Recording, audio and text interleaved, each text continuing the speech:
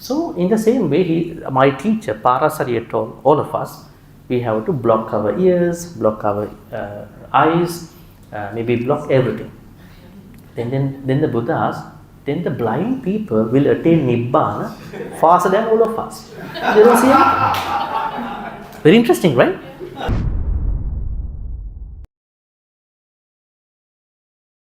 All right, I think if you have any questions, you can ask now. Passaddhi, it is a state of mind where you are getting onto two passaddhi, kaya passaddhi, chitta passaddhi. It is said that our thoughts are not tranquilized. So when you practice the meditation, you are coming to a certain point where you are tranquilizing your thoughts. And then the chitta passaddhi, where you are tranquilizing your mental factors, chitta 𝗀𝗃𝗁𝗃. Our chittas, and chitta means the energy to think, and 𝗀𝗃𝗁𝗃 means quality of the thoughts. It could be lobha, it could be dana, it could be metta, it could be anger. So both have to be tranquilized. As you progress in your meditation, you will come to that point. But just because you are tranquilized, you are tranquilizing your thoughts and mental factors, you won't have Upekkhā. Upekkhā is a further state. Now, Upekkhā means when you tranquilize, so you have to balance out, right? You have to balance out that, right? It's like just because you have gas onto your bike, there is a good engine, but you still have to keep the balance to ride the bicycle. Otherwise, you will fall.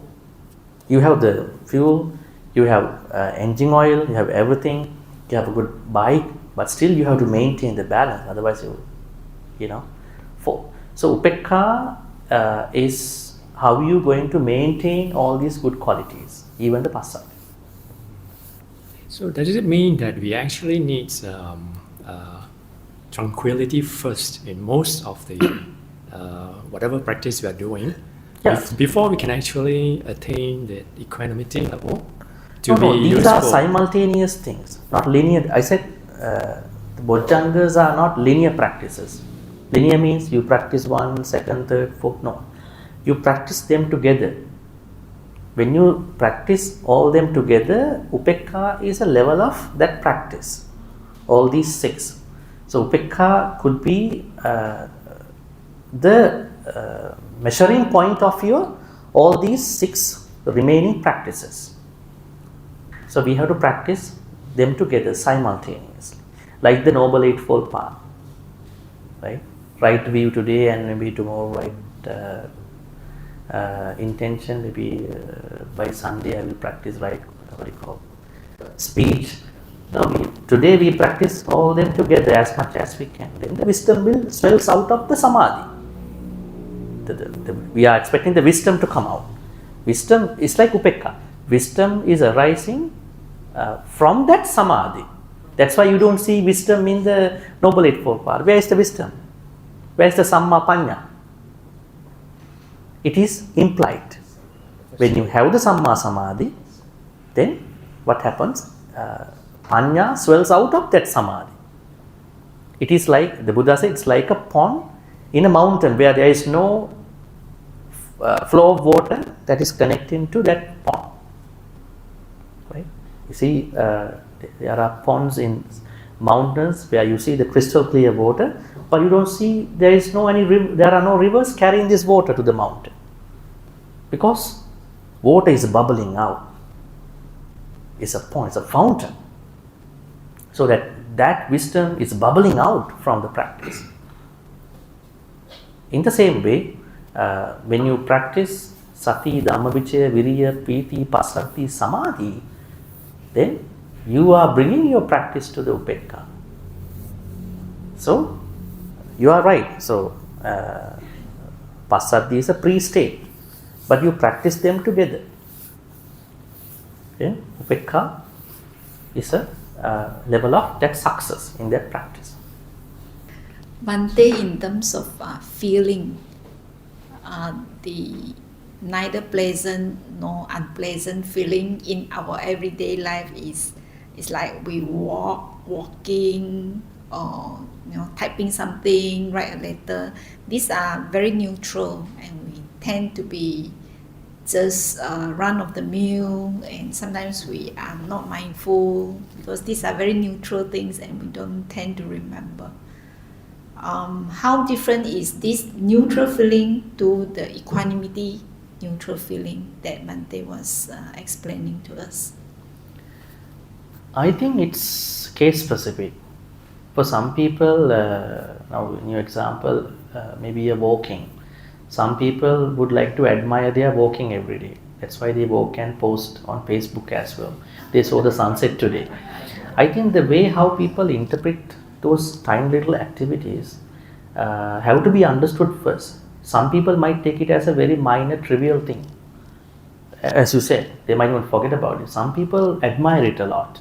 Maybe they have a sickness, maybe the doctors have asked them to walk every day, 40 minutes, whatever. So it depends. So Upekkhā as a feeling, the sixth context, is case specific at that point. For some people it could be a Upekkhā feeling. For some people it could be a happy feeling. That particular walking on that day. So I told you I walk a lot, I feel so good. So it's a 𝗀𝗃𝗃𝗍, happy feeling. For some people it could be not a happy feeling because they were talking with somebody to walk together and that person did not show up. So maybe it was raining on that day at that time.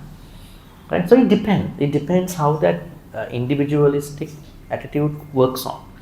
That means some people can have a 𝗀𝗃𝗃𝗍, happy feeling after walking. Some people can have a Upekkhā-vedana as well. Sometimes that person might end up with a unhappy vedana too. Maybe while walking they bump into a very disliked person on the way.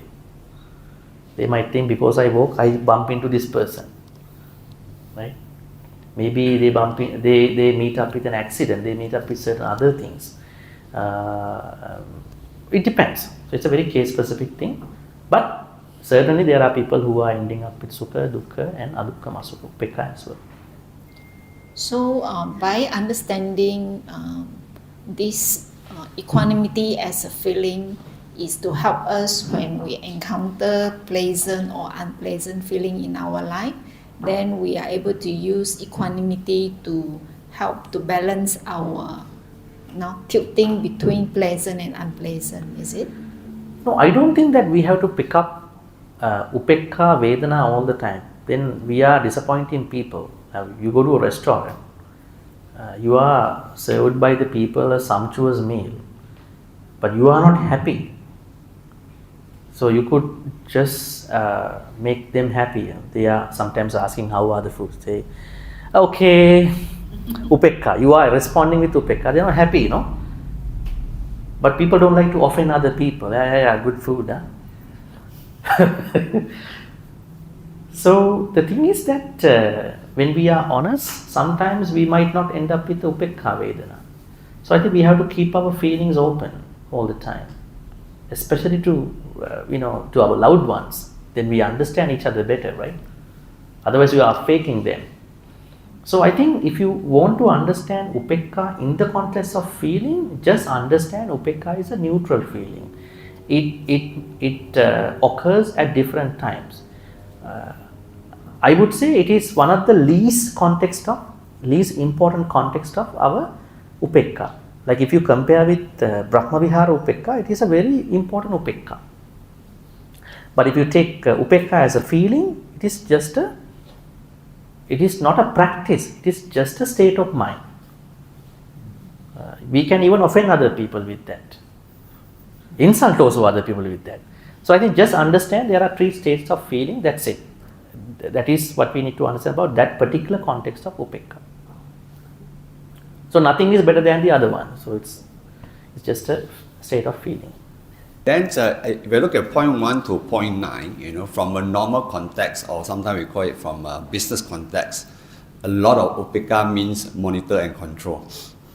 Monitor or control? Yeah, monitor and control. That means if it's too much that side, we bring it back. If it's too much the other side, we bring it back. Is it something like that? I don't think so. It is not monitoring. I think it is it is taking care of yourself in not falling onto any extreme in our life. So I think if we think we have to monitor, we feel a little bit intimidated by that Upekkhā. Yeah, that's We don't want to be intimidated by any Dhamma states. Yeah. It's better to take as we want to take care of our state of mind. People do that. Sometimes they think, okay, now this is not a good time for me to think about relationships. I want to think about my career. They want to be on the safer side of their life at that point. This time I want to think about my mother and father because they are too old, they might die soon. So they want to take care of them. If they are propelled by a kind of a feeling that I must always come to the middle, I think that can intimidate their states of mind. So better to say as, I want to take care of myself in the best way. So Upekkhā could be a good state of thoughts to do that. Okay, thank you. Adding on to that, I would say taking care of our senses. This is parallel to this thing. A lot of people think that we have to control our mind. If you look at teachings in the Buddhist teachings, you see that there is no controlling. You can go to a sutta called Indriya Bhavana Sutta, Majjhima Nikaya 152, last sutta. There is a student of a Brahmin, Parasari. He came to see the Buddha. Then the Buddha asked, "How are you?" He said, "I'm okay." Then the Buddha asked, "How does your teacher Parasari teach you the Indriya Samvara, discipline in the senses?" Then he said, "Bhante, this is how my teacher taught me. When you see things that you don't like, close your eyes." Do we do that? Okay, I don't want to see this. People do that. This is happening in their cultures. Or the close eyes.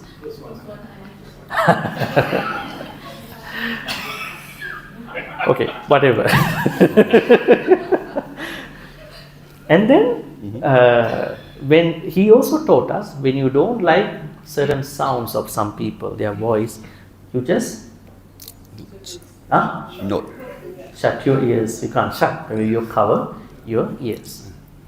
So in the same way, my teacher Parasari told all of us, we have to block our ears, block our eyes, maybe block everything.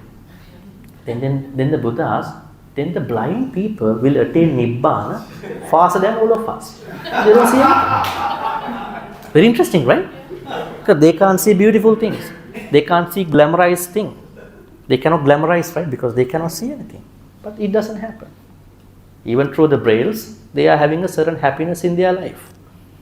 Then if you say that by blocking our ears, we can go to a certain higher stage of our practice, then the deaf people will attain Nibbana faster than you. It won't happen too. Right? So the Buddha said, no, you have to face those troubles in your life. But do not go to a lot of happiness, do not go to a lot of sadness. Be in the Upekkhā. Right?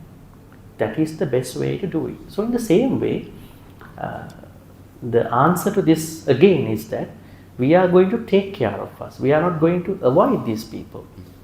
So you don't have to check that who is coming to the party tonight. Are they my disliked people? Right? You are not going to embrace what's happening. You are embracing anicca, you are embracing dukkha, you are embracing anatta. Life becomes very easy. Right? So taking care of our states of mind is the best way, not to control them. Because if you control them, then it is like you are having a sensory deprivation. Buddhism does not teach sensory deprivation. You are not going to deprive of you are fully open. You are fully engaging in the society outside, but you know what to take, what not to take. That is Buddhism. You are not running away. Buddhists are not running away from the reality.